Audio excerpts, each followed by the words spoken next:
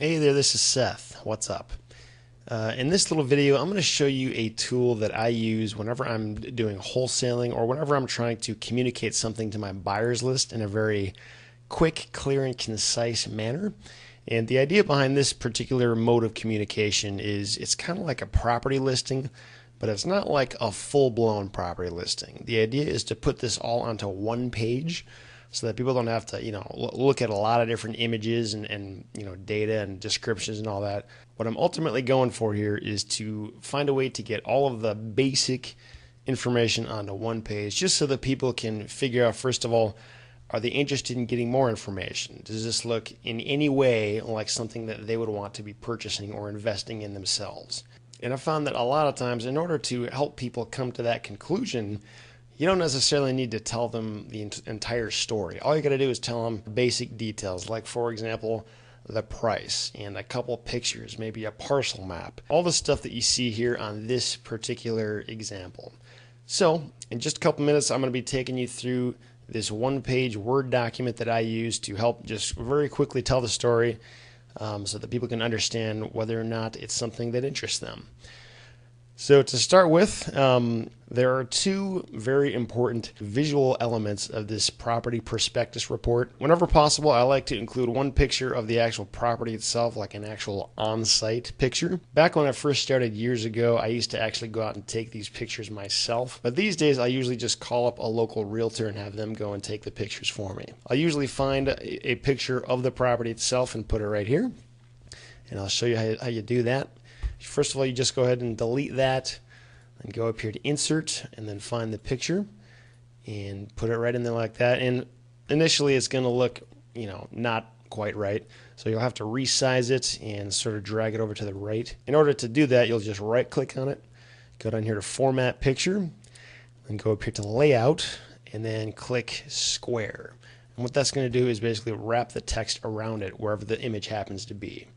So I'll put that right up there. Then I'm going to delete this other image here, and I'm going to replace that with another picture. And the second picture that I like to include is a parcel map. And I usually get these parcel maps from, a website like Agent Pro, or I can go to the county's website and use their GIS mapping system. And I've got a couple separate blog posts and video tutorials talking all about that. And I've actually got links to both of those right in the notes below this video. So anyway, you format this picture again and drag it over to the right.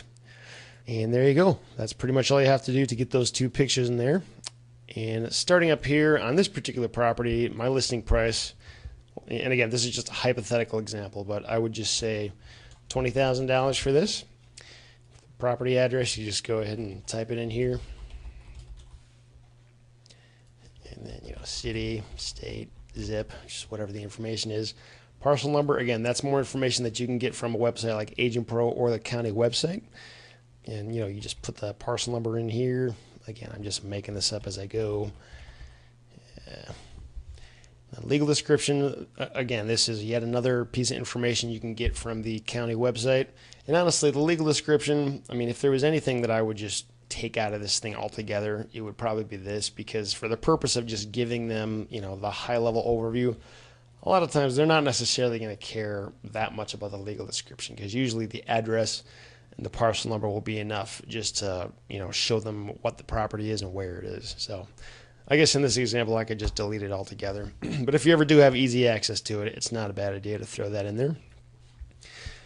This property, we're just going to say it's 10 acres in size. In terrain, we're going to say and road access. A lot of times in my business, I'm working with vacant land properties, which tend to be pretty rural and out in the middle of nowhere.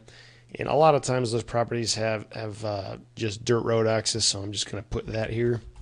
And then improvements, again, this is a vacant lot, so we're just going to say none. Then utilities, if you're dealing with a house or a building of some sort, then chances are you've got all the utilities available. But again, in this particular example, I'm dealing with a vacant lot, so I'm just going to say that there are none available. And then right here, comparable listings. For this portion of the report, I'll typically go to a website like Zillow. Now, once you get to Zillow, all you got to do is type in the zip code of the property that you're trying to sell. So I'll go ahead and do that here. And then what that'll do is it'll take you to that actual area, and you can go up here for home type. In my case, for example, I'm just trying to sell a piece of vacant land, so I've got everything unchecked except for lots and land. And then what that's going to do is it's only going to let me see the particular lots and land in this area that are currently listed for sale. And usually there are more options in this, but in this case, there's only 3 listings. But what I would do is I would find the listings that happen to share a lot of the same characteristics as my property. Like, for example, if it was a similar size or a similar part of town or similar usability, something like that. And I would just go here and click on them. And then I would copy the link up here. And then I would go back to the prospectus report. And I would just type in here, comparable number 1. Or I might even type in the address or something like that. Then I'd highlight it and then go here to hyperlink and then paste that URL. And then when somebody clicks on that, they can go ahead and go right back to this particular listing, just so they can see the comparable and they can see, oh, okay, that's what similar properties in the area are selling for. And you can kind of use that to justify the price that you're asking for up here, that kind of thing. Just kind of help people connect the dots and understand that you are asking a very reasonable price for this. So anyway, you kind of get the idea. And I see that as I've been doing this picture got a little jumbled up, so I'll move that down. I usually try to include at least 3 comparables when I'm doing this, but in this case there just weren't that many options, so I'm just going to have 1 in this particular scenario. And then down here, cost to purchase. What I'm trying to do down here is just be very upfront and forthright with what the numbers are in this project. So for example, this particular deal is a wholesaling deal, so I'm not actually buying it myself. What I've done is I've got this property under contract, and my goal is to assign it to a different third-party buyer. So in this particular scenario, I actually have this property under contract to purchase from the original seller for $10,000.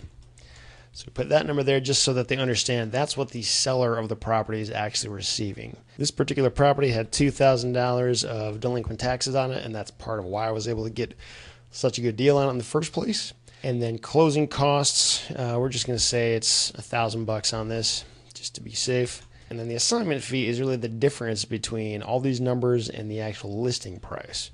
So the fee that I'm getting is $7,000, and then this makes the total cost to purchase $20,000, which brings us right back up here to the listing price. And again, the whole purpose of this is just to be very honest and upfront with the buyer, letting them know that I'm not trying to hide anything. This is the cost of the property, and this is where all the dollars are actually going at the end of the day. And then down here, other issues. This would just be if I happen to know of any other problems with the property, anything that I would know that ethically I should be disclosing to them. Like, for example, if the property was located in a flood zone, or if the property didn't perk, or if it wasn't buildable or something like that, anything that would obviously be an issue that they would want to know about, this is my chance to tell them right here at the bottom. And then right here at the bottom, there's this little disclaimer saying, while this information is deemed reliable, it is not guaranteed. So I've really done my best to lay out all the relevant facts, but I'm not guaranteeing anything, and I'm also not intentionally hiding anything. But just so that they know if there's an error or something like that, they're responsible at the end of the day for researching the property and understanding what they're buying if they decide to buy it. So that's pretty much it. That's how you fill this document out. Once it's all finished, you would go up here to save as and then save it as a PDF document. And you just go down here, this drop down to PDF, and then save it like that. And then you got this nice clean PDF document that people can't change or edit. And you can use this actual file to send out to your buyers list or whoever it is you're trying to show the property to. And that's pretty much it. Hopefully that was helpful. I've found this document to be pretty handy. It's not too hard to fill out, doesn't take a lot of time, and it's just a really quick and easy way to get your property information in front of people. So that's all. I wish you all the best and best of luck.